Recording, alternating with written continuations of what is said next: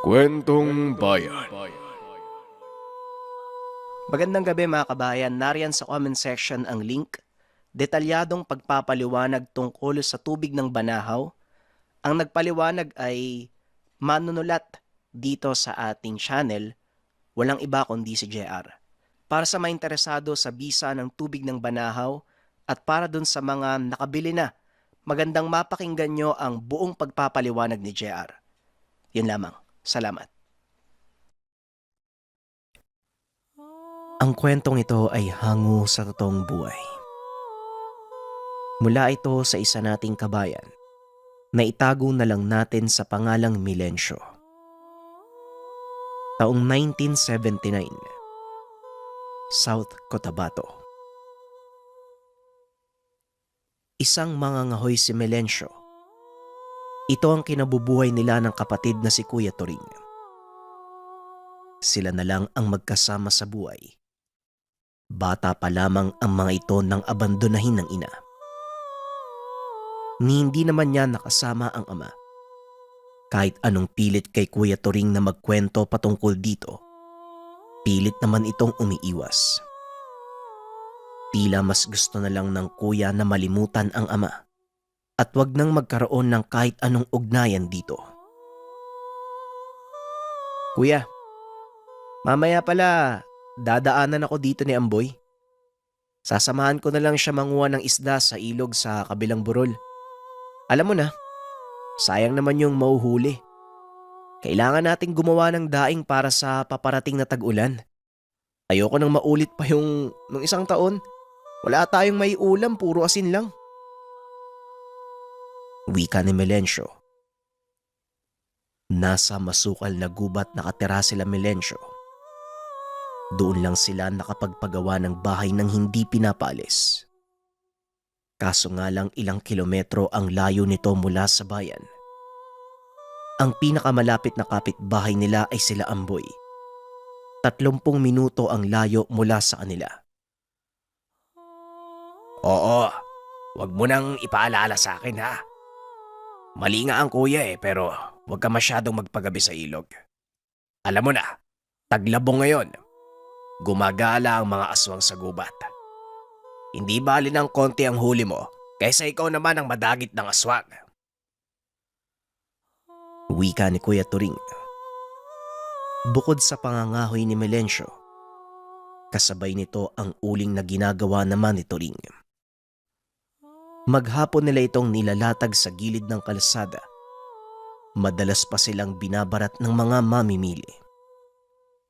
Pero dahil kailangan ng pera, kahit palugay ay binibenta nila ito sa mababang halaga kaysa naman bitbitin pa muli pabalik sa agubatan. Huwag kang mag-alala kuya kung yung tinutukoy mo, yung matandang babae na nakatira sa tuktok ng burol, yung madadaanan namin papunta sa ilog. Huwag kang mag-alala, mag-iingat kami. Alam namin ni Amboy ang usap-usapan na aswang yung nakatira doon eh. Kaya nga po sa kabilang gilid kami dumadaan. Mahirap nang matsyempohan kami ng matanda. Minsan na kaming hinabol nun eh. Nung damputin ni Amboy yung isa sa mga manok niya, mabuti nga hindi kami naabutan ng itak. Pero kuya, hanggang kailan ba tayo titira sa gubat? Gusto ko din sanang maranasan na manirahan sa madaming tao. Sila Amboy nga, may bahay din sa baryo eh. Andyan lang naman sila sa bahay na yan 2 beses sa isang linggo para sa mga nyug nila. Wika ni Milencio. Alam mo Milencio, konting tiis pa. May nakausap na akong taga-baryo. Bibigyan tayo ng lupang matatayuan ng bahay malapit sa baryo. Kapalit ng pagbabantay natin sa taniman nila. Sa susunod na buwan, malalaman ko kung itutuloy niya yung alok niya sa akin. Kapag nagkataon, ilang minuto na lang ilalakarin para papunta dun sa sentro. Tugon ni Kuya Turing. Natuwa si Milencio sa mga sinabi ng kapatid. May isang residente na naawa sa kanila nang makitang nakatira sa liblib na kakawyan. Ayon pa dito, kaibigan naman niya ang mga magulang nila at ibinigay sa kanila ang lupa bilang kapalit ng kabutihan ng ama't ina. Sana nga kuya, matuloy na yung sinasabi mo eh. Hindi na ako makapaghintay na makalipat eh. Napapagod na po ako dito sa gubat. Lalo na kapag wala ka tapos mag-isa lang ako. Nakakatakot po eh.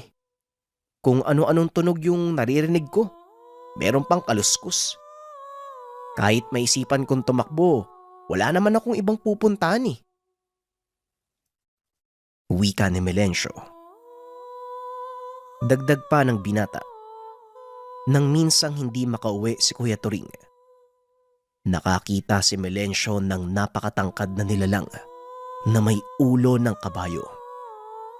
Dumungaw pa ito sa bintana kung merong tao sa loob ng tahanan.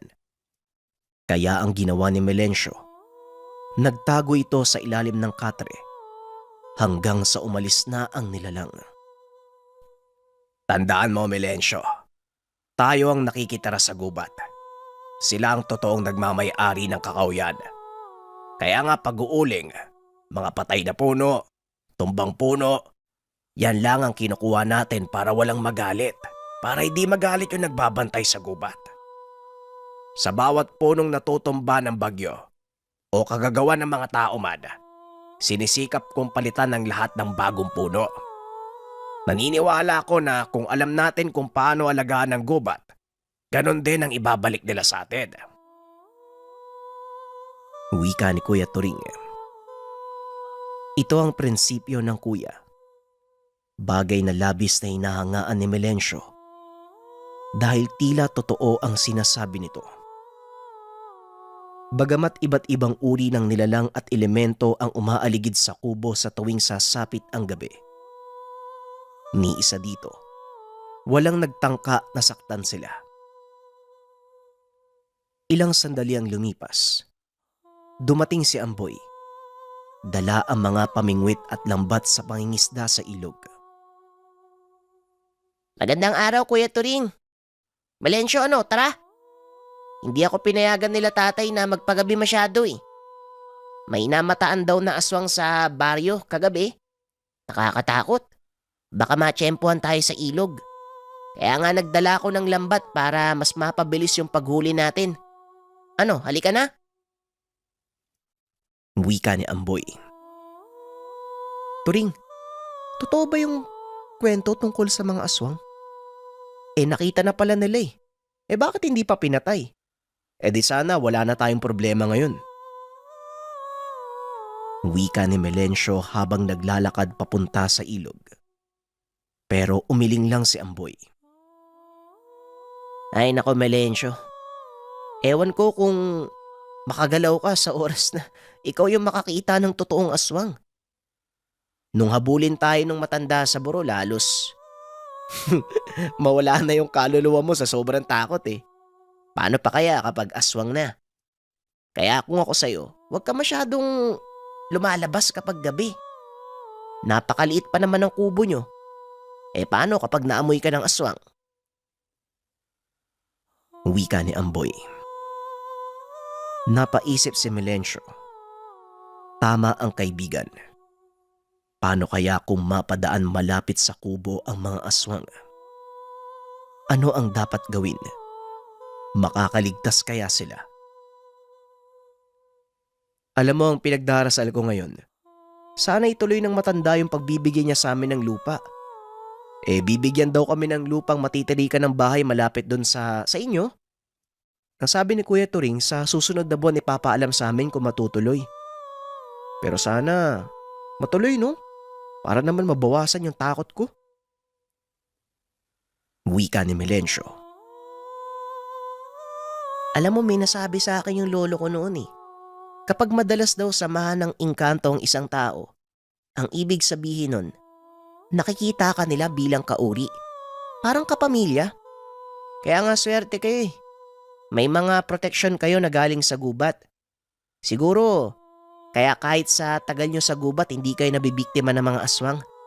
Dahil na din sa mga engkantong nakapalibot sa inyo. Mga nilalang, mga elemento. Wika ni Amboy. Napatitig si Melencio sa kaibigan. May punto si Amboy. Bigla niyang naalala ang mga sinabi ng kuya. Napagtanto niya na marahil kahit ilang beses nang nababalita ang aswang, ang dahilan kung bakit nananatili silang ligtas dahil na din sa mga engkanto. Ilang sandali pa nakarating na sila sa ilog. Kaagad namang pinapwesto ni Amboy at Melencio ang mga pamingwit. Nag-umpisang ibuka ni Amboy ang lambat na gagamitin para sa panghuhuli ng mga isda. Kailangang makauwi sila bago pa sumapit ang dilim. Mabuti nga naisipan mong dalhin tong lambat eh. Ang bagal kung pamingwit lang yung gamit natin. Doon tayo sa ilalim oh. Nakita ko mas maraming tilapia doon eh. Para makarami tayo. Wika ni Melencio. Natutuwa itong gumamit ng lambat. Habang seryoso ang dalawa sa panghuhuli ng isda, nakita nila ang matandang nakatira sa tuktok ng burol. Usap-usapan sa lugar na kaya ito nakatira sa itaas ng burol para mas mapadali ang pagpapalit ng anyo nang hindi nakikita ng kung sino man. Melencio, huwag kang maingay. Magtago tayo sa gilid.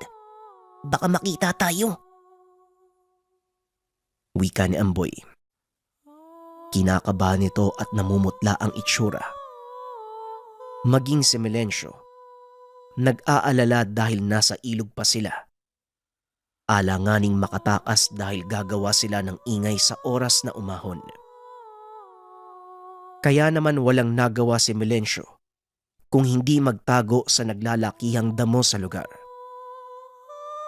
Maya-maya pa matapos ang ilang sandali, umakyat na din ang matanda sa tahanan. Grabe, parang puputok na yung puso ko kanina. Kamunti ka na tayo dun. Ang mabuti pa siguro, isang huli na lang, tapos uwi na tayo. Ayokong abutan ng dilim malapit sa bahay ng matandang yan eh.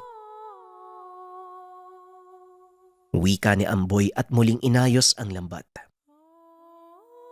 Nang hinayang ang dalawa sa dapat na huli ng lambat, naaberya ito dahil sa pagdating ng matanda. Kaya wala silang ibang pagpipilian kung hindi ulitin ito. Sige na, bilisan mo na dyan. Ayoko na magtagal dito sa ilog. Nararamdaman ko kanina pa may nakatingin sa atin eh. Wika ni Melencio.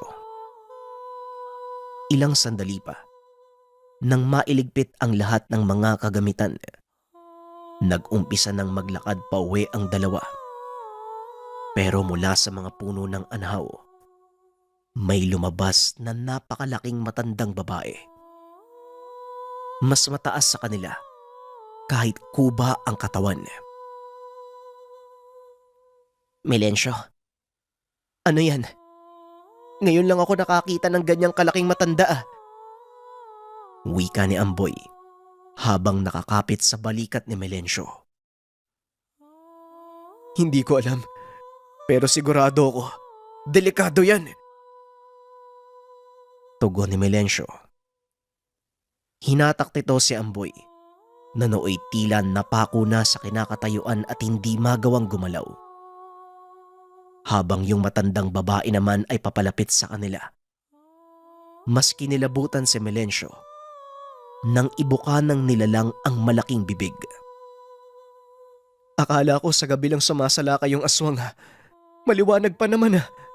Amboy, bilisan mo na. Huwag kang lilingon. Wika ni Melencio. Ramdam nila ang pag-alog ng lupa. Mabilis na gumagapang ang matanda at nakasunod sa kanila. Sa pagkataranta, kung saan-saan sila dumaan para mailigaw ang nilalang. Pero imbis na mawala, tila sila pa ang naligaw sa masukal na gubat. Sa hindi inaasahang kaganapan, nakita nila ang daan paakyat ng burol. Hanggang sa marinig nila na biglang nagsalita ang humahabol sa kanila. Saan ba kayo pupunta mga bata? Bakit kayo tumatakbo sa matanda? Mga wala kayong modo. Wika nito. Mas lalong tumindig ang balahibo ng magkaibigan. Napapagod na sila at hindi nakakayanin pang tumakbo. Namanhid na ang mga binti. Hirap na silang habulin ang paghinga. Tila sasabog na ang dibdib sa labis na pagod. Hanggang sa tuluyan ng nilamon ng dilimang gubat at halos hindi na nila makita ang isa't isa. Pero naririnig pa rin nila ang boses ng matandang babae habang tumatawa. Papalapit ng papalapit sa kanila. Psst! Kayo dyan! Kung gusto nyo pang mabuhay, lumapit kayo dito. Bilisan nyo! Wika ng boses. Dahil madilim ang lugar, hindi nila makita ang mukha nito. Pero nang marinig nila, biglang nabuhayan ang dalawa. Kaagad nilang nilapitan ang pinagmumula ng tinig. Lumihis sila ng daan, sumuot sa puno ng bayabas at mga gugon, na labis ang hapde na gumuguhit sa kanilang mga balat. Saan po ba ang punta natin? Pagod na po kami. Hindi na po namin kakayaning tumakbo. Maabutan na po tayo ng aswang. Kailangan po nating magtago. Wika ni Amboy. Alam ko, kaya nga sundan niyo ako. Ayoko ding makain ng aswang. Kung paiiralin niyo yung takot niyo, iiwanan ko kayo dito. Hindi ko kayo kaano-ano para isakripisyo ang buhay ko sa inyo. Wika ng tinig. Mula sa katahimikan ng gabi, kumalat sa buong paligid ang angil ng aswang. Tila galit na galit dahil hindi na makita si Amboy at Melencio. Hanggang sa makarating sila sa lugar na pamilyar. Subalit hindi sila sigurado. Hindi nila malaman dahil madilim sa bandang iyon. Isa itong kubo na nahaharangan ng napakaraming halaman at puno. Asa na po ba tayo? Ligtas ba tayo dito? Paano kapag nahabutan tayo ng umahabol? Anong gagawin natin? Tanong ni Melencio. Nanatiling tahimik ang tumutulong sa kanila. Hanggang sa marinig nila ang mga yabag ng nilalang na papalapit. Napatahimik ang lahat. Pero ilang sandali pa, unti-unti nang humina ang huni ng aswang. Kasabay ng unti-unting pagkawala ng mga yabag. Nang masigurado na wala na ito, saka pa lamang muling nagsalita ang tumulong sa kanila. Napagtanto na isa itong matandang babae. Bigla itong nagsindi ng posporo. Natakot ang magkaibigan sa nakita. Ito ang matandang babae na tinatawag na aswang ng lahat na nakatira sa tuktok ng burol. Walang iba kung hindi si Aling Ason. Napalunok ng laway si Amboy. Natulala si Melencio at kahit gustong tumakbo, tila nanigas ang mga binti niya at ayaw sumunod sa isipan. Huwag kayong mag-alala. Hindi ako kumakain ng mga magdanakaw ng manok. At saka, alam niyo namang may aswang sa lugar. Pakalat-kalat pa kayo sa kakahuyan. Naghahanap talaga kayo ng kamatayan, ano? Kung gusto niyo makaligtas, manahimik kayo at huwag nang magtanong ng kung ano-ano. Wika ni Aling Mason. Parang awa niyo na po.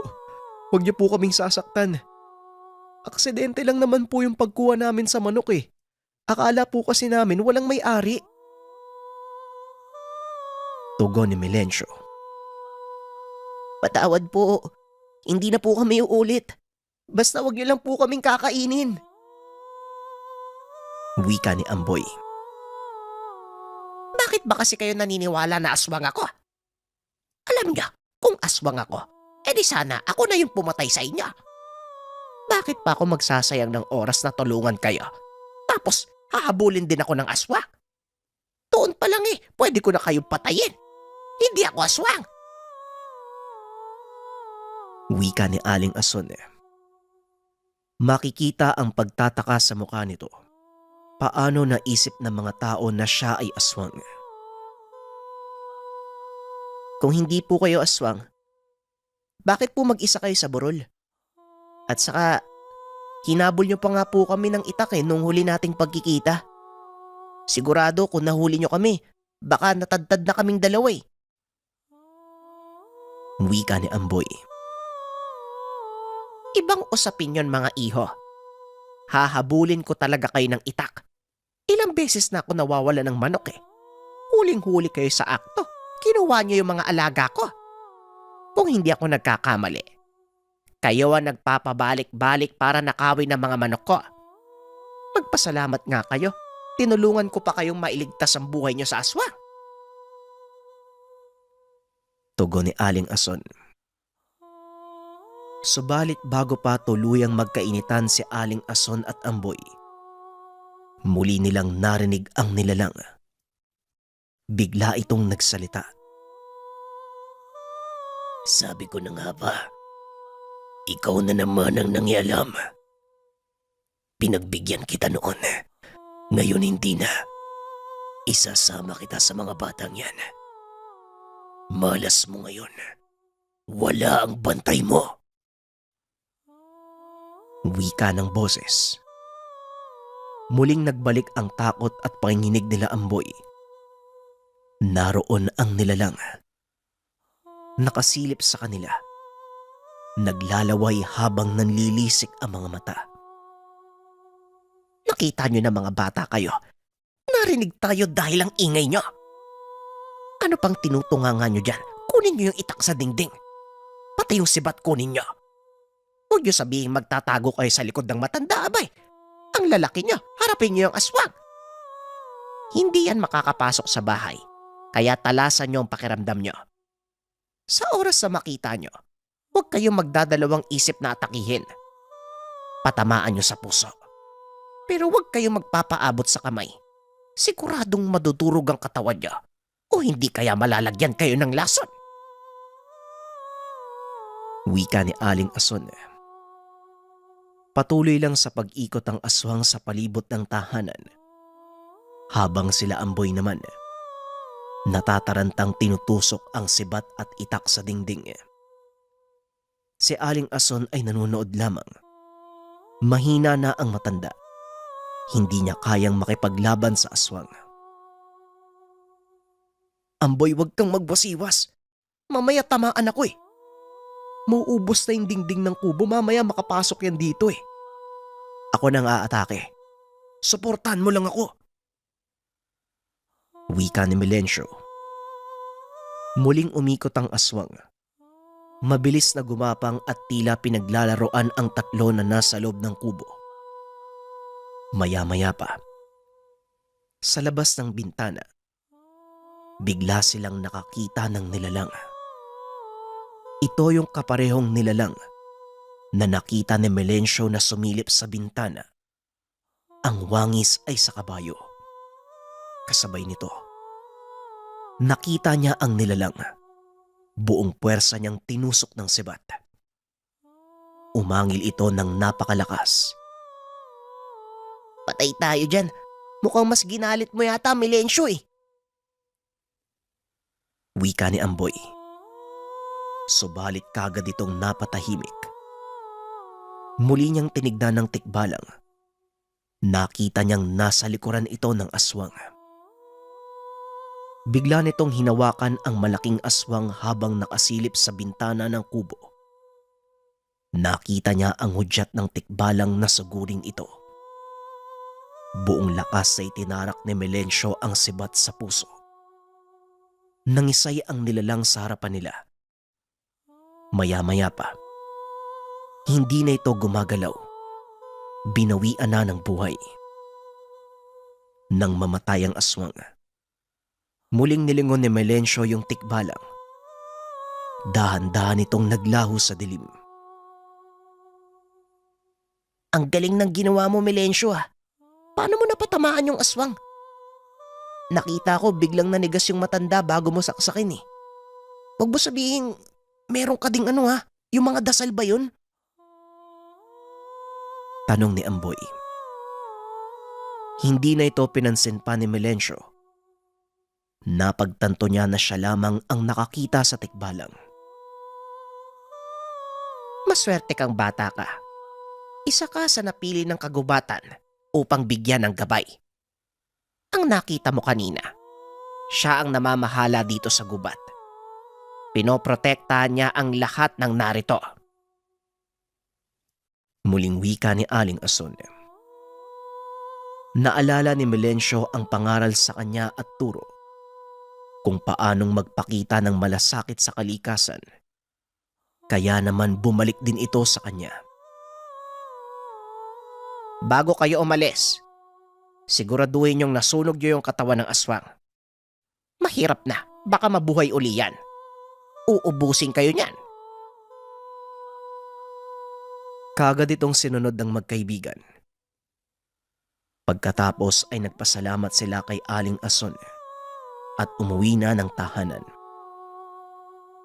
Ngayon ay nalaman na nila ang katotohanan sa mga paratang kay Aling Ason. Hindi ito ang aswang. Bagkus katulad lang ito ni Kuya Turing na nangangalaga sa kalikasan. Lumipas ang ilang buwan. May dumating na magandang balita sa magkapatid. Inimbitahan sila ng matandang may-ari ng taniman ng nyug sa bagong tahanan. Pero kahit malayo na sila sa gubat, sa bawat pagpasok, baon pa rin nila ang respeto at pagmamahal sa kalikasan. Hindi lamang sa gubat, respeto para sa lahat ng elemento at nilalang na naninirahan sa lugar. Magandang gabi mga kabayan, ang susunod nating tagapagpadaloy ng kwento ay si RJ. Sana suportahan nyo rin yung kwento mga kabayan kasi kailangan magpahinga ng lalamunan ko. At dahil bago lang si RJ, sana pakinggan nyo yung storya hanggang sa matapos. Maraming salamat. Ang kwentong ito ay hango sa totoong buhay. Mula ito sa isa nating kabayan na itago na lang natin sa pangalang Marco. Taong 1977, lugar ng Cebu.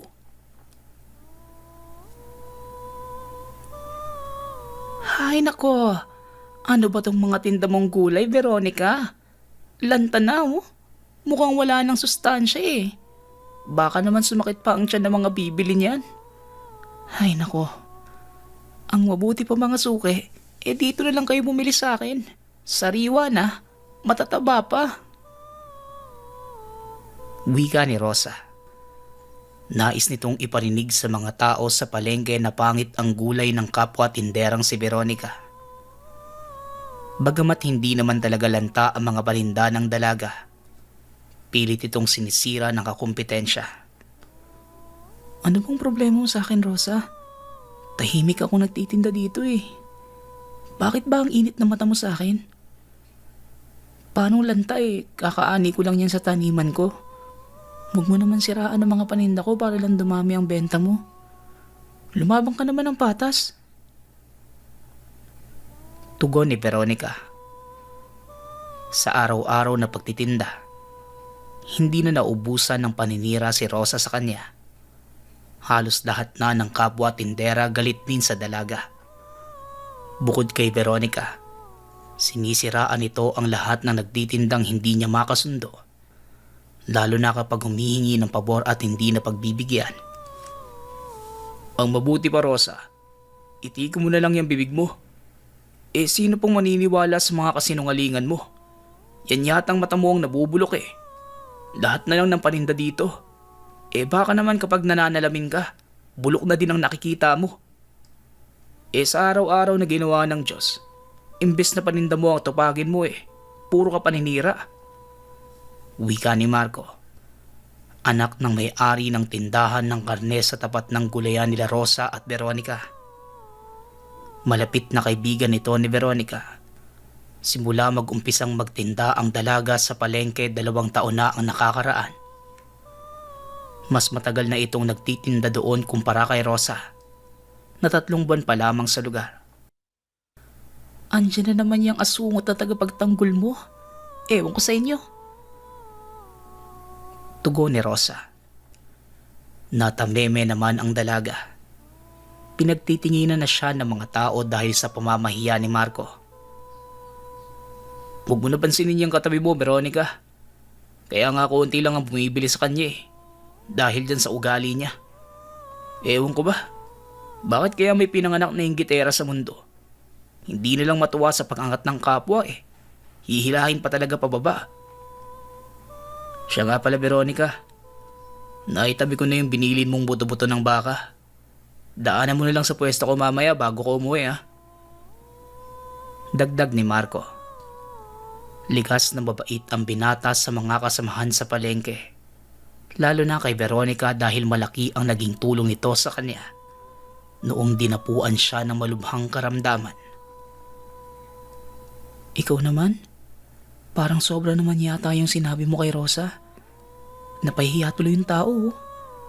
Mamaya ako na naman ang balikan yan pag uwi sa bahay. Wika ni Veronica. Bukod sa magkatabi sila ng pwesto sa palengke, malapit lang din ang tahanan nila kila Rosa. Sus, wala yan. Sabihin mo lang sa akin kapag may ginawa na naman sa'yo masama yung babaeng yan. Namimihasa kapag hindi pinapatulan eh. Tugon ni Marco. Pagsapit ng gabi, matapos magligpit ni Veronica ng pwesto, dinaanan nito ang pinatabi niyang buto-buto ng baka. Ito ang uulamin ng kapatid na si Bong, 12 anyos. Silang dalawa na lang ang magkasama sa buhay. Dumating ang magkapatid sa lugar. 4 na taon na ang nakararaan. Nagumpisa ang dalaga sa pagtitinda ng mga gamot na siya mismo ang gumawa. Pero dahil sa mga paninira ng tiyahin ni Rosa, sinasabing peke ang mga gamot na gawa ng dalaga. Kaya napilitan na lang si Veronica na itigil ang pagtitinda at sa halip nagtanim na lang sa bakuran ng tsuhi na nasa Maynila. May kalawakan ang lupa at sapat sa lahat ng pananim, mga kamote, sigarilyas, at iba pang maaaring pagkakitaan. O ito, dinagdagan ko na yan para sa inyo magkapatid ha. Teka, sabay na lang kaya tayo. Pauwi na din ako eh. Alok ng binata. Pero kaagad namang tumanggi ang dalaga. Maraming salamat Marco ah. Pero sige na. Mauuna na ako. Susunod na lang siguro. Tugon ni Veronica. Sa daan pa uwi, may nakita itong lalaki na pabalik-balik sa baryo. Kilala ito sa pangalang Gonzago. Malaking tao na may matapang na muka. Kinakatakutan ng kapatid na si Pong sa tuwing nakikita. Pero kahit ganun, magandang hapon po Mang Gonzago. Wika ni Veronica. Hindi naman nagsalita si Mang Gonzago. Tumango lang ito sa kanya hanggang sa may kumalabit sa likuran. Magandang hapon din sa'yo. Biro ni Marco habang tumatawa sa likod niya. Ano ka ba Marco? Huwag mo nga akong ginugulat. Kung may hawak akong kutsilyo, baka nasaksak na kita. Wika ni Veronica. Ganon si Marco sa dalaga hindi dahil may gusto siya dito, kundi nais lang niya na may ituturing na kapatid. Nag-iisang anak lang si Marco. Saksi ang binata kung paano pagmalupitan ng mga kapitbahay ang magkapatid na dayo. Pero nagtataka si Marco kung saan natutunan ni Veronica ang panggagamot. Sabayan mo na nga lang ako sa paglalakad. Nakakainis nang may nakasunod sa likuran ko eh. Maibang ako Marco. Meron ka ba nung gamot na binigay ko sa'yo? Parang hindi nawawala yung ubo mo eh. Iniinom mo ba yun? Tanong ni Veronica. Palagi ko nakakalimutan eh. Tsaka sobrang pait naman nun. Sa susunod, lagyan mo naman ng konting asukal para masarap inumin. Pabirong tugon ni Marco. Pagdating sa baryo, bigla na lang silang nanahimik Maraming tsismosa sa lugar at numero 1 si Rosa at ang tiyahin nito. Nang sumunod na araw, nagtataka si Marco. Wala si Veronica sa pwesto at maghapong hindi nagtinda.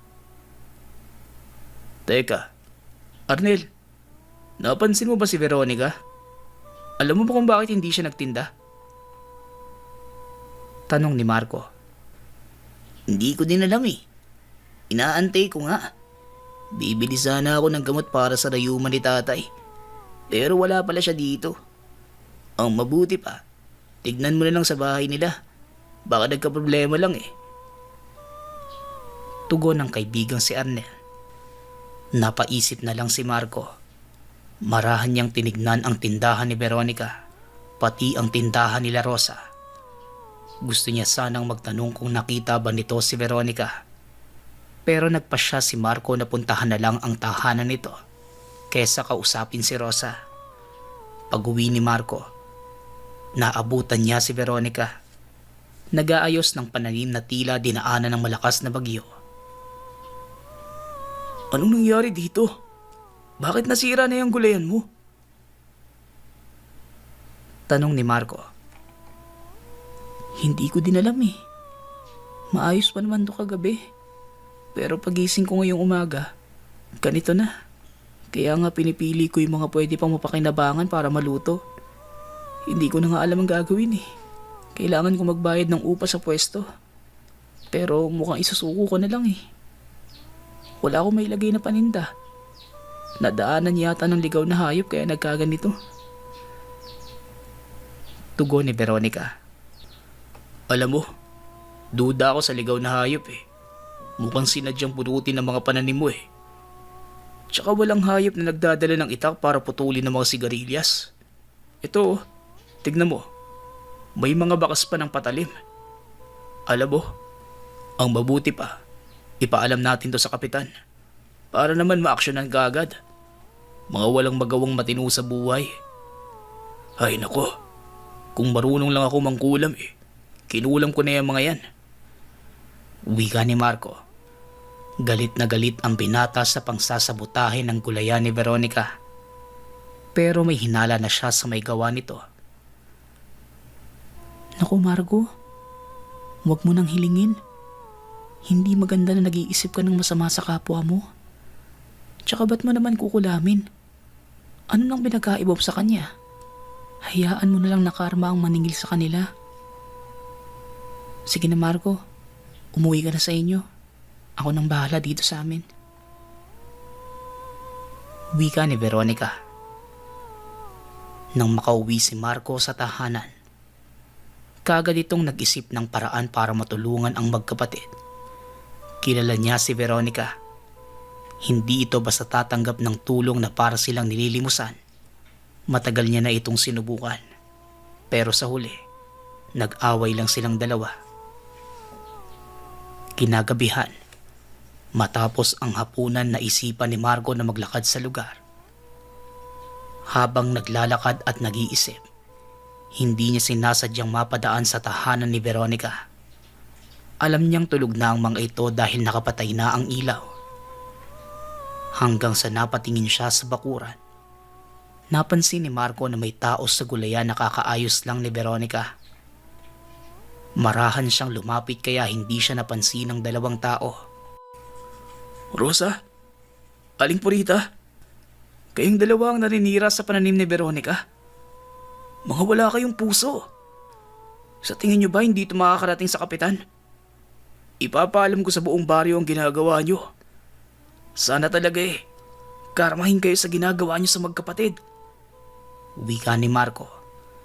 Sa lakas ng boses ng binata, nagising si Veronica maging ang mga kapitbahay. Nakita nila ang magtiyahin. May hawak na itak at pala. Huli sa akto habang sinisira ang mga pananim ng dalaga. Nagkakamali kayo na iniisip. Si Tia ang nagutos sa akin eh. Wika ni Rosa. Aba, anong ako? Eh ikaw tong pumilit sa akin na sirain ang taniman ng kukumpetensya mo sa palengke. Ba't mo ipapasa sa akin? wala kang utang na loob. Tugon ni Aling Purita. Nakita din ito ng mga rumrondang tanod. Isinama sa tanggapan ng kapitan ang magtiyahin. Bukod sa kahihiyan, pinagbayad din sila ng danyo sa perwisyong nagawa nila. Pero imbes na humingi ng tawad kay Veronica, tila nagmamatigas pa ang magtiyahin. Tingnan na lang natin ang magagawa nyo kapag pineste kayo ng aswang. Mga hampas lupang salot.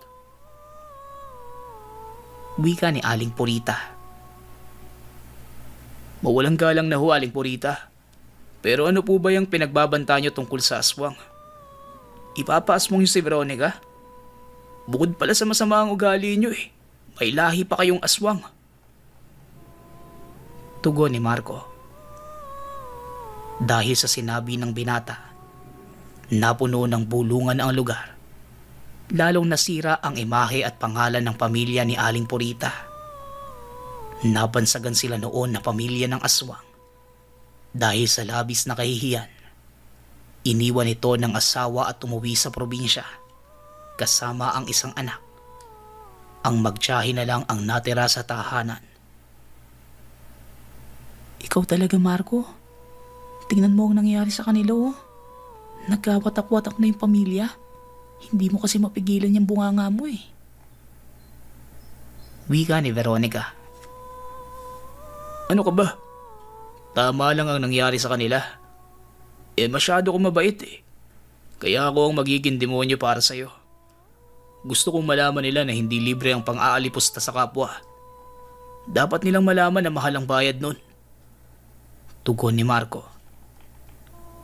Paano kung totoo yung banta niya tungkol sa aswang at inaswang nga kami? Wala ka naman sa bahay para tulungan kami. Di konsensya mo pa kapag may nangyari sa amin. Ikaw talaga. Naiintindihan ko naman na gusto mo lang makatulong. Pero hayaan mo kong dumiskarte. Lalapitan naman kita kapag hindi ko na kaya, eh. Huwag ka nang mag-alala. Wika ni Veronica. Doon lang naisip ni Marco na may punto ang dalaga. Di ba ano yan? Ano palang plano mo sa pwesto mo? Ilang araw ka nang walang kita, eh. Isuko mo na lang kaya? May mga mas murang pwesto naman sa labas ng palengke. Tsaka kung ako sa'yo, pagbebenta na lang ng gamot ang gagawin mo. Mabisa naman, eh. Tsaka kikita ka pa ng mas malaki. Mungkahi ni Marco. Hindi ko alam, Marco. Bahala na. Ang importante sa akin ngayon, makakain kami magkapatid na maayos at hindi siya nagkakasakit. Hayaan mo. Susubukan ko yung sinabi mo. Isa pa, plano ko naman talagang bitawan na yung pwesto. Wala na akong ipababayad dun, eh. Sige na, Marco. Uuwi na muna ako. Yung usapan natin, ha? Ako na munang bahalang dumiskarte. Tugon ng dalaga. Matapos ang usapan, kagad pumunta si Marco sa palengke. Kailangan na niyang palitan ng ama sa pwesto. At isa pa, kailangan niyang magsipag. Malaki ang posibilidad na mangailangan ng kaibigan. Nais niyang maging handa kung sakaling mangailangan nito. Uy, Marco, ayos ka lang ba? Bakit nakatulala ka lang dyan? Nga pala, pati si Rosa hindi na nagtitinda. Ano bang nangyayari sa kanila? Kanina, may pumuntang malaking mama dito. Kinuha yung mga paninda kasama si Aling Purita. Wika ni Arnel. Ewan ko. Buti nga yan sa kanila, eh. Magsara na sila. Akalain mo ba naman? Sinira na magtiyahin yung gulayan ni Veronica. Kaya nga hindi na siya nakakapagbenta, eh. Ang daming tao talaga na pasmado ang utak, no? Tumatandang paurong. Tugon ni Marco. Mag-aalas 6 nang pauwi na si Marco mula sa palengke. May bitbit itong buto-buto na paborito nila Veronica at Bong. Ibibigay niya yon sa dalaga. Pero palalabasin ni Marco na ipapaluto lang ito at hihingi para naman tanggapin ng kaibigan. Subalit habang nasa daan, Hinarang siya ni Aling Purita at ng malaking lalaki, si Mang Gonzago. Alam niya na mga oras na yon na masama ang pakay ng mga ito. Yan, Gonzago. Yan yung dahilan kung bakit ako iniwan ng bayaw mo. Masyadong makati ang bibig eh. Kung ano-ano ang sinasabi sa pamilya natin. Ang mabuti pa, turuan mo ng leksyon ng matuto. Pero wag mong papatayin. Lumpuhin mo lang. Wika ni Aling Purita. Mabuti na lang mabilis mag-isip si Marco. Dahil medyo malayo pa ito sa kanya. Nagmamadaling tumakbo si Marco sa nadaanang nagiinuman hanggang sa nakarating siya sa lugar. Mabuti na lang kakilala niya ang mga tumatagay. Kaagad itong nagsumbong tungkol sa pagtambang sa kanya ni Gonzago. Walang may alam kung taga saan ito. Doon lang nila nalaman na kapatid yun ni Aling Purita. Kaagad namang umalis ang matanda. Napag-alaman nila na ilang araw nang hindi umuuwi si Aling Purita sa tahanan. Maging si Rosa, wala na din doon. Kaya pala malakas ang loob nito dahil mahihirapan na ang mga taong hanapin sila. Pinayuhan na lang si Marco ng kapitan na huwag masyadong magpapagabi ng uwi. Lalong-lalo na pumunta sa liblib na lugar. Baka mamaya, matuloy na ni Aling Purita ang binabalak sa kanya. Nagmamadali namang nagpunta si Marco sa tahanan ni Veronica. Nais niyang maabutan pa itong gising. Nakahinga naman siya ng maluwag nang makitang nakabukas pa ang ilaw ng tahanan nito at kaagad tinawag ang dalaga. Anong nangyari sa'yo? Ba't pawis na pawis ka? Tsaka ginabi ka na yata nung uwi ah. Tanong ni Veronica. Si Aling Purita. Akalain mo, kapatid niya pala si Mang Gonzago. Inaabangan nila ako sa daan eh. Balak ba sana ako lumpuin? Mabuti na nga lang nakatakas ako eh. Kung hindi, baka talagang nalumpo na ako. Sa laking tao ba naman ni Mang Gonzago eh. Pero wag kang mag-alala. Pinapabantayan na ni Kapitan ang baryo natin. Kahit si Mang Gonzago, hindi na papayagan tumapak dito. Wala na din pala dyan sa bahay nila yung magtsahing aswang. Wika ni Marco. Sus, yan ang napapala mo sa kadaldalan mo. Mag-ingat ka nga sa susunod. Ang mabuti pa, dalhin mo tong kwintas na to para kahit papano may pangontra ka. Mamaya talagang aswang nga si Aling Purita. Kagating ka pa nun sa leeg. Tugon ni Veronica. Sabay abot ng kwintas na may itim na tali at tansong palawit na 1 pulgada ang lapat at may puting bato sa gitna. Matapos maibigay ang kwintas sa binata, kaagad namang iniabot ni Marco ang buto-buto at pinalaga sa dalaga. Ilang minuto lang ang makalipas. Oh, eto nang nilaga mo. Ikaw talaga. Sinabi ko naman sa'yo, kaya ko pa. Ang tigas din ng ulo mo eh. Wika ni Veronica. Alam niyang sinadya itong dalhin ni Marco na may makain silang magkapatid. Ganun pa man, masaya si Veronica na may taong nagmamalasakit sa kanila. Ano bang pinagsasabi mo? Gusto ko lang talaga makatikim ulit ng nilaga. Tsaka, para makalibre na din ako ng mga pangsahog na gulay. Sige na nga, uuwi na ako at makahinahanap na din ako sa bahay. Salamat ulit sa nilaga. Magsara ka ng pinto. Gabi na eh. Baka kung ano pa yung mangyari sa inyo.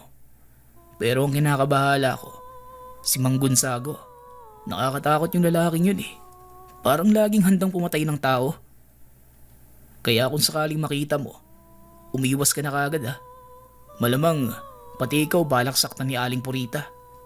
Kita mo naman yung ginawa niya sa gulayan mo, di ba? Wika ni Marco. Habang nasa daan, napansin ng binata na may figura ng tao na nakatago sa puno. Tignan mo nga naman oh. Hanggang dito ba naman sa baryo eh? Ayaw niyo akong tigilan? Kung magtatago kayo, Doon naman sa hindi ko makikita. Sigaw ni Marco. Nagpatuloy lang ito sa paglalakad. Matapang ang binata dahil ilang metro na lang. Naroon na ang tahanan. Nang makauwi, naroon ang ama't ina at kausap ang kapitan. Dahil kaibigan ng tatay, sinadya mismo ng kapitan na abisuhan ang mga magulang sa peligrong kaharap ni Marco. Mabuti naman at narito ka na, Marco. Kausap ko nga itong tatay mo tungkol sa nangyari sa'yo. Ang mabuti pa, huwag ka munang lalabas ng baryo natin mag-isa. Maraming nagsasabi sa akin nakita nila si Aling Purita at Gonzago na umaaligid sa baryo. Mukhang inaabangan ka nabaliw na yata. Nasiraan na ng bait at handang pumatay ng tao. Wika ng kapitan. Nako, delikado ka anak. Ang mabuti pa siguro, kami na lang ng nanay mo ang magbabantay muna sa palengke. Dito ko na lang sa bahay. Susubukan pa ng kapitan na ipaalam sa otoridad ang tungkol kila Aling Purita. Hindi natin masasabi kung anong pwede nilang gawin sa mga kabaryo natin. Huwag kang mag-alala. Hindi naman ako mag-isa Mahirap na. Baka pati kami biktimahin ni Purita. Wika ng ama. Gusto pa sanang magpumilit ni Marco na siya na ang magtitinda. Subalit ayaw talaga ng ama. Maging ang pagtitinda ng pamilya. Naapektuhan din. Hanggang 3:00 na lang sila ng hapon sa palengke. Hanggang sa marisolba nila ang problema. Ano pa nga ba magagawa ko, tay? Sana lang po magkaroon na po kaagad yan ng aksyon. Masyado na pong nakakaperwisyo yung pamilya ni Aling Purita Tsaka, hindi kaya totoo mamamatay tao yung si Mang Gonzago. Ang kinakabahala ko, baka naman sila Veronica ang pag-initan nila. Kaya sana naman kapitan, magawan po yung kaagad ng paraan. Wika ni Marco. Matapos ang usapan, dumiretso muna si Marco sa kusina at nilapag ang nilaga. Nang mailagay, kaagad nang pumunta si Marco sa silid. Naiinis ang binata dahil wala siyang magawa. Naaalala niya kung paano siya nagmukhang batang paslit nang habulin siya ni Mang Gonzago. Nais niyang mas maging matapang at magawang ipagtanggol ang sarili pati na rin sila Veronica. Lumipas ang 3 araw. Biyernes ng hapon. Nakita niya si Veronica na sinusubukang maglako ng mga gamot na paninda. Nag-uumpisa ng makuha ng dalaga ang tiwala ng mga tao. Habang si Marco naman, masaya na sinusunod ng kaibigan ang payo. Ay, sana naman magtuloy-tuloy ang pag-angat ng benta niya. Magaling ka naman, Veronica Meron lang talagang tao na naiinggit sa'yo. Wika ni Marco sa sarili habang nakatitig sa dalaga. Kuya Marco, baka naman po matunaw si ate sa pagtitig mo bakit hindi mo na lang po lapitan at kausapin? Wala namang kaming ibang kaibigan dito bukod sa'yo Alam mo ba, palagi kanyang inaalala. Galit nga yan na hindi mo iniinom yung gamot mo sa ubo Wika ni Bong. Naroon pala ito at matagal nang pinagmamasdan si Marco. Uy Bong, andyan ka pala? Huwag kang mag-alala. Iniinom ko na nga Napagalitan ako ng ate mo noong isang araw.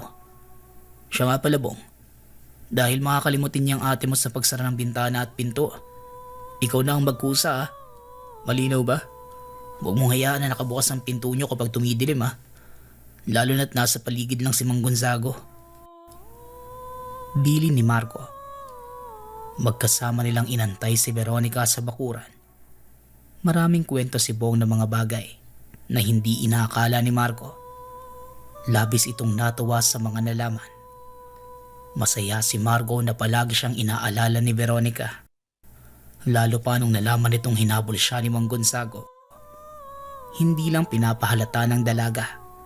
Pero ayon kay Bong, kapag nasa tahanan palagi nitong kinakausap ang sarili. Minsan pa nga ay inaaway pa. Kanina pa ba kayo andito sa labas, Bong? Pumasok ka na sa loob. Mahamog na oh. Ikaw, Marco, bakit andito ka na naman? Huwag mo sabihin magpapaluto ka ulit ng nilaga.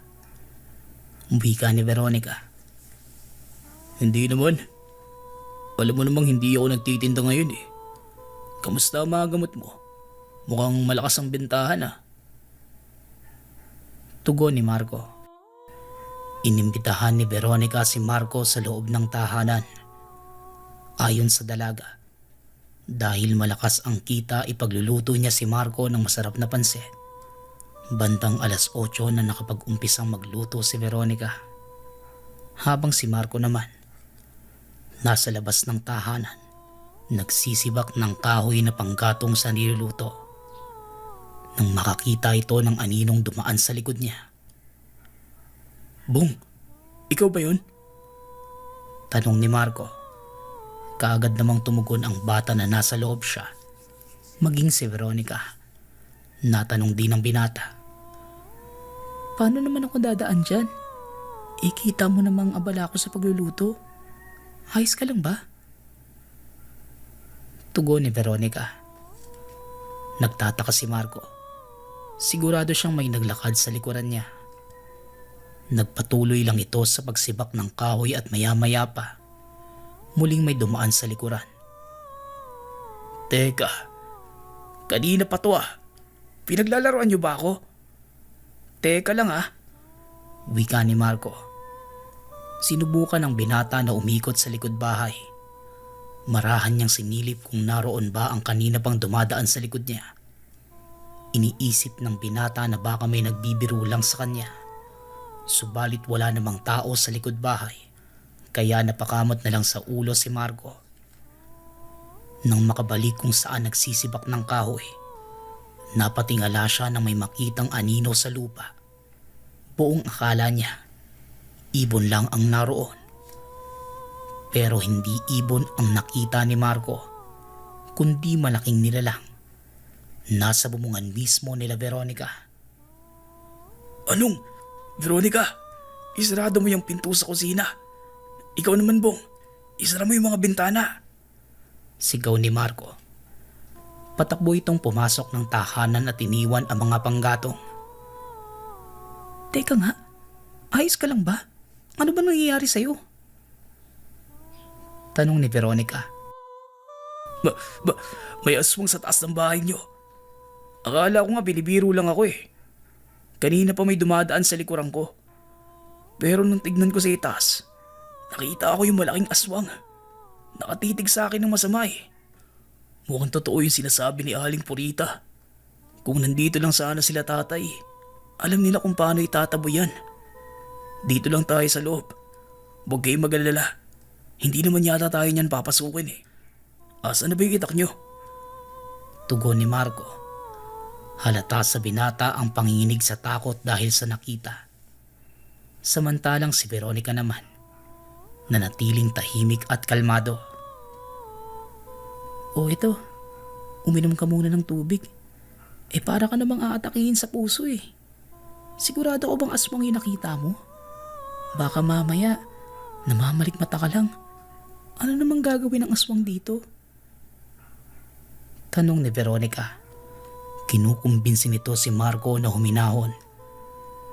Maya-maya pa, may nagsalita sa labas ng tahanan. Boses yun ni Aling Purita. Marco, ang batang pakilamero. Mabuti at narito ka sa bahay ng mga pobre. Hindi na kami mahihirapang puntahan ka. Magkasama ko na kayong ipapakain dito kay Gonzago. Wika ni Aling Purita. Mula sa normal hanggang sa naging nakakatakot ang boses nito. Wala na sa katinuan ng Ali. Tama ang hinala ni Marco. Aswang din si Aling Purita. Dahil sa inyo, nawalan ako ng tindahan sa palengke. Pero huwag kayong mag-alala. Kapag may sobra sa katawan nyo, ilalagay kong patabayan sa gulayan ko. Wika ni Rosa. Totoo nga, Aswang ang buong angka nila. Kaya siguro iniwan to ng asawa at anak niya eh. Bukod pala sa pagiging inggitera, may pagkaaswang din. Veronica, may alam ka bang pangontra sa mga aswang? Mukhang hindi tayo tatantanan nito hanggat di tayo napapasok eh. Asin? Meron ka bang asin? Sa pagkakaalam ko, pangontra yun sa kanila eh. Wika ni Marco. Patuloy pa rin ito sa paghahanap ng paraan para maitaboy ang mga nilalang na naghihintay sa kanila sa labas. Ito ang bagay sa mga gulay mo, Veronica. Ikaw na lang ang laging paborito ng mga tindero sa palengke pati ng mga mamimili. Pati na si Arnel eh. Ikaw ang palaging hinahanap. Wika ni Rosa habang sinisira ang mga gulay ng dalaga. Gustuhin mang lumabas ni Marco pero alam niya na wala siyang laban sa 3 aswang. May problema ka pala talaga sa pag-iisip. Malamang hahanapin ni Arnel palagi si Veronica. Sa kanya bumibili ng gamot si Arnel para sa lolo't lola niya eh. Kung hindi ba naman makitid yung utak mo? Tsaka malabong magustuhan ka ni Arnel sa ugali mo. Tapos ngayon, nalaman namin aswang ka pala. Umalis na kayo bago pa kayo madatnan ng mga tanod dito. Siguradong malalagot kayo sa oras na makita kayo ng mga tao. Kilala na namin kayo. Wala na kayong takas. Banta ni Marco para takutin sana ang mga nilalang. Pero hindi nagpatinag sila Aling Purita. Patuloy pa rin sa pagkalampag ng tahanan at pagsira ng mga pananim. Kaya nga dapat lang na mawala kayo para walang makaalam sa pagkaaswang namin. Gonzago, pasukin mo na ang bahay. Huwag kang mag-iiwan ng buhay. Kainin mo silang 3. Nawala ang asawa at anak ko dahil sa lalaking yan. Simula nang dumating yung magkapatid, puro kamalasan na ang nangyari sa buhay ko. Utos ni Aling Purita. Mabilis na kumilos si Marco para malagyan ng harang ang pinto. Mabuti na lang mabilis niya itong nakalangan. Umikot sa pinto sa kusina si Gonzago. Alam ni Marco na mahina ang pinto doon, kaya nakaabang siya hawak ang itak. Sa oras na maramdaman niyang naroon na si Gonzago, balak ng binata na saksakin ito tagos sa pinto. Nagtagumpay si Marco. Pagkasaksak sa pintuan, tinamaan din si Gonzago. Pero nagawa namang sirain ni Aling Purita ang pintana sa sala, kaya napasok sila ng mga aswang. Veronica, dito lang kayo sa likod ko ah. Wika ni Marco. Kahit alam niya na wala siyang laban, pero hindi niya pababayaan ng magkapatid. Kaya niyang ibigay lahat, basta masigurado ang kaligtasan ng dalawa. Bago niyo ako makain, sisiguraduhin kong pipitas ako sa inyo. Kahit isa lang isasama ko sa hukay. Wika ni Marco. Sinugod ng binata si Aling Purita. Patuloy ang pagbasiwas nito ng itak. Nagawa pang mataga sa pisngi ang ale. Naputol din niya ang daliri ni Rosa. Subalit hindi nakita ni Marco ang paparating na kamay ni Gonzago. Nasakal nito ang binata. Pero hindi pa man tumatagal ang pagkakahawak ni Gonzago kay Marco. Nabitawan nito ang binata at tila namimilipit sa sakit.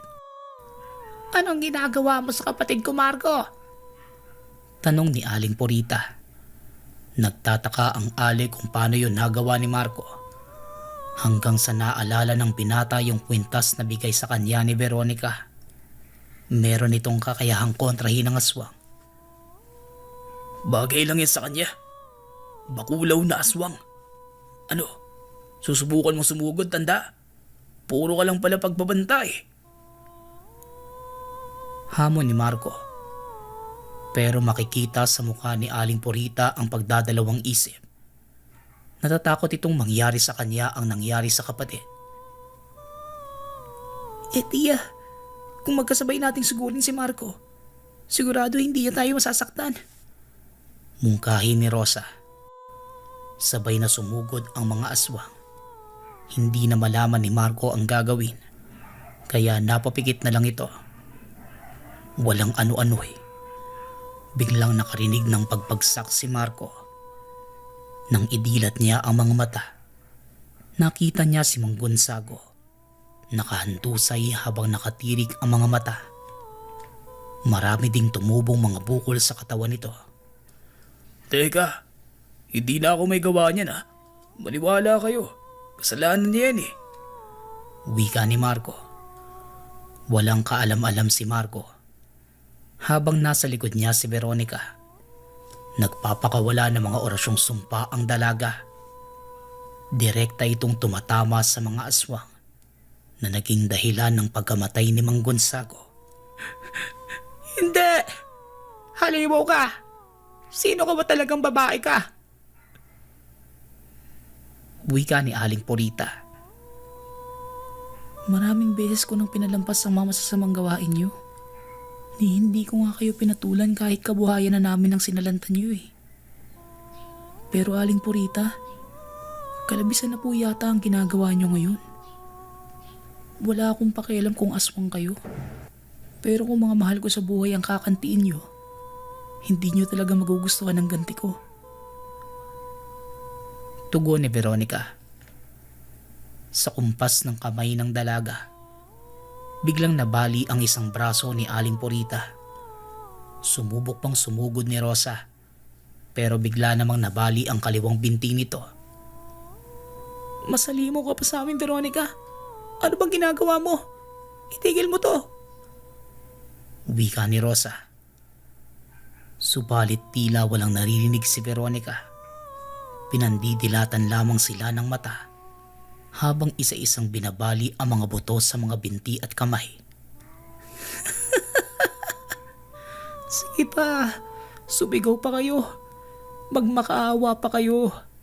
Akala ko ba'y gagawin niyo kung pataba sa gulayan niyo? Asa na ang tapang niyo ngayon mga aswang? Ikaw, Aling Purita, dapat buong angkan mo na ang sinama mo dito. Para naman kahit papano, natuwa ako sa inyo. Hindi niyo ko kaya tanda. Wika ni Veronica. Nang magsawa ang dalaga sa paglalaro sa katawan ng mga aswang, bigla na lang nitong binali ang leeg ng dalawa. Humandusay si Rosa at Aling Purita habang dilat ang mga mata. Tulala si Marco sa mga nangyari. Ang buong akala niya, lubos na ang pagkilala niya kay Veronica, pero tila ibang tao na ang nasa harapan.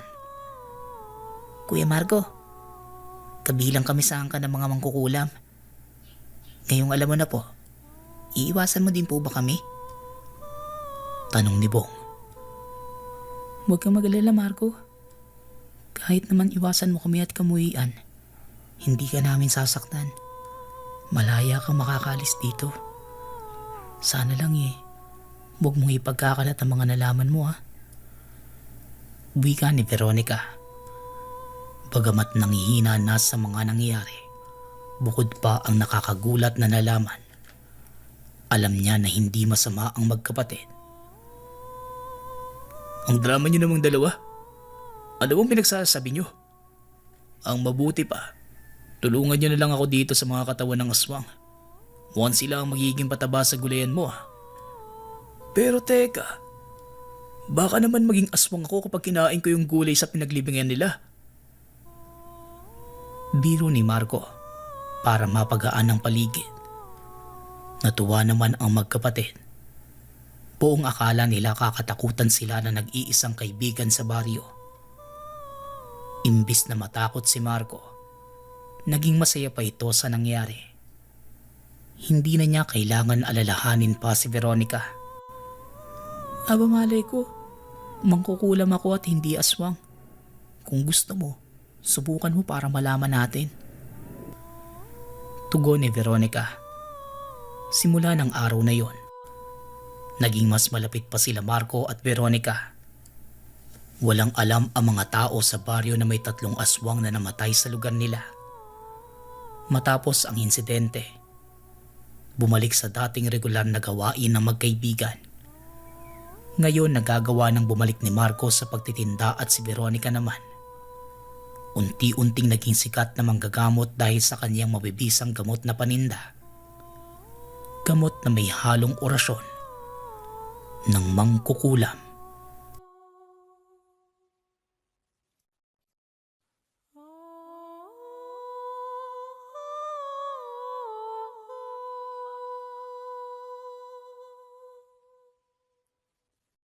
Kwentong Bayan.